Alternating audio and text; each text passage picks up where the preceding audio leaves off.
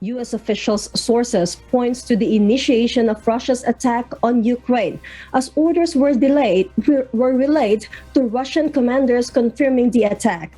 Ruth Bahe will tell us the details live. Good evening, Ruth. Yes, Elsie, good evening. The U.S. intelligence information regarding Russia's plan was received last week and proves that U.S. all the while has been observing if Russia has entered their final stages of preparation for the attack. On Friday, U.S. President Joe Biden announced that he believed Russian President Vladimir Putin would continue to invade Ukraine, making the decision to do so, but when they do, severe sanctions will be put in place. The United States and our allies and partners will support the Ukrainian people. We will hold Russia accountable for its actions. The West is united and resolved. We're ready to impose severe sanctions on Russia if it further invades Ukraine.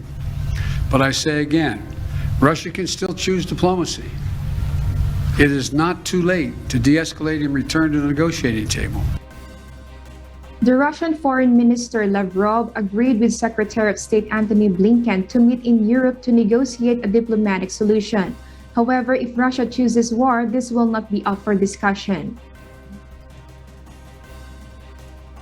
Russia agreed that Secretary of State Blinken and Foreign Minister Lavrov should meet on February 24th in Europe. But if Russia takes military action before that date, we'll be clear that they have slammed the door shut on diplomacy. They will have chosen a war, and they will pay a steep price for doing so. Ukraine remains heavily surrounded by Russian troops with over 150,000 troops around its borders. U.S. Defense Secretary Lloyd Austin detailed that the troops are moving into position, which will allow them to conduct an attack.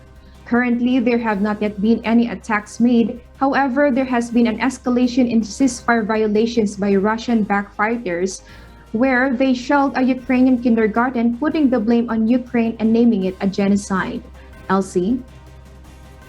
Ruth, will the United States be sending troops over to support Ukraine's defense against Russia? Well, Elsie, during President Biden's update, he mentioned that the U.S. will not be sending troops to Ukraine. However, will continue to support the nation by providing $650 million to support Ukraine defense system. The U.S. also provided $500 million for humanitarian aids and will add a $1 billion loan to strengthen the economic resilience of Ukraine. Back to you, Elsie. Thank you, Ruth Bahe, for that live report.